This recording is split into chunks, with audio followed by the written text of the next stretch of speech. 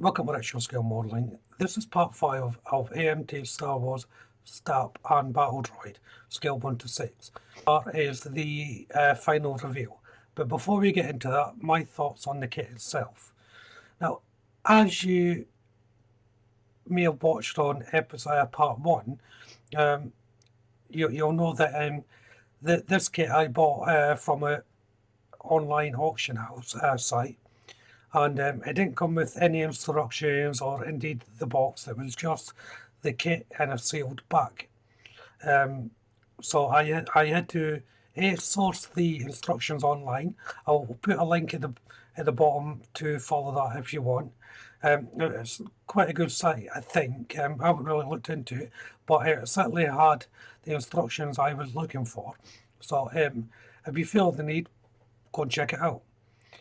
So I didn't actually know what I was going to get into with this kit because I had no instructions, had no paint charts or anything like that.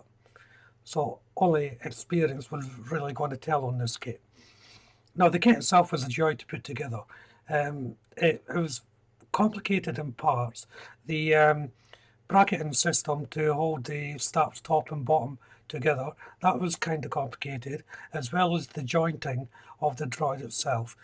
Because of the nature of the kit, the movements areas really have to be kept in movement, because when you join the droid to the Stap, you can have it in different positions, but it's vital for when actually joining it, because you need the thing to move up and down while you're getting everything in alignment. You wouldn't be able to align it otherwise, so that's quite vital. So I would recommend this kit maybe just above beginners because of that, and other than that the kit's a joy to go together, but a beginner may find the joint system a little bit challenging, but it's a shame because apart from that, anyone could do this kit. It's a bit deceptive really, because it looks like quite a simple kit to put together until you actually start putting it together.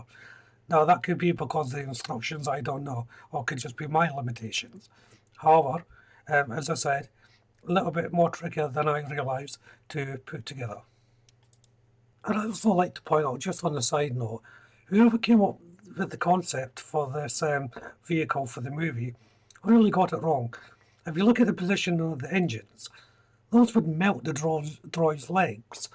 You know, it's a very strange position. I think they look really cool, but hey, not practical at all. But anyway, back to the kit.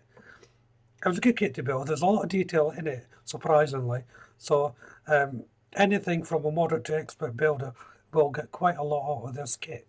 The kit is also a very good size as well. At one scale, it makes up to be quite a tall and large model. So be prepared for that as well, for displaying.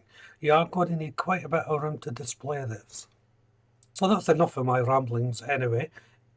If you haven't done so already, why don't you check out the channel for my other builds? There may be something there that will hold your interest. If you subscribe to the channel, you'll be kept up to date with all my future builds. Hit the like button. Don't be afraid to leave a comment, and of course you can share the video. So I hope you enjoyed the final review, but for now, thank you very much for watching. Bye bye.